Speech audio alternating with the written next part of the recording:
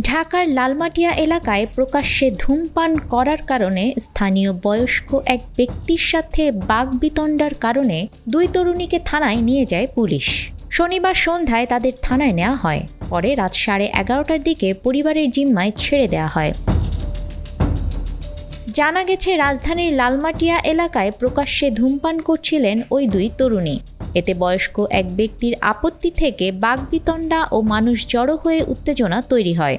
40 থেকে 50 জনের একটি মব থেকে পরে বিশ্ববিদ্যালয় পড়ুয়া ওই দুই তরুণীকে উদ্ধার করে থানায় নিয়ে যায় পুলিশ।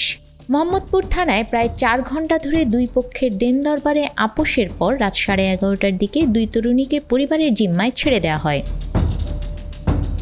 ওই দুই তরুণী বিশ্ববিদ্যালয়ের স্নাতক পর্যায়ের শিক্ষার্থী।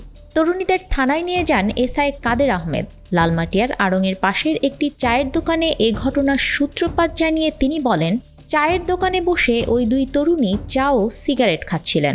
তখন পাশ দিয়ে যাওয়া একজন বয়স্ক ব্যক্তি তাদের সিগারেট খাওয়া নিয়ে আপত্তি জানান এবং চলে যেতে বলেন। দোকানিকেও দোকান বন্ধ করতে বলেন। এ নিয়ে ওই ব্যক্তির সঙ্গে তরুণীদের কথা কাটাকাটি হয়। এক পর্যায়ে ওই ব্যক্তির গায়ে চা ছুঁড়ে মারেন একজন। তিনি আরও বলেন, দুই তরুণীর দাবি ওই ব্যক্তি অশ্রাব্য ভাষায় গালাগালি করায় তার উপর চা ছুঁড়ে মারা হয়। পরে ওই ব্যক্তির সঙ্গে আরও কয়েকজন জড়ো হলে দুই তরুণী চলে যাওয়ার চেষ্টা করেন, কিন্তু তখন আরও অনেক মানুষ জড়ো হয়ে তাদেরকে ধরে ফেলে। কেউ তাদেরকে মারতে চাইছিল, আবার কেউ তাদেরকে সেভ করতে চাইছিল। নিউজ ডেস্ক, আমাদের সময়।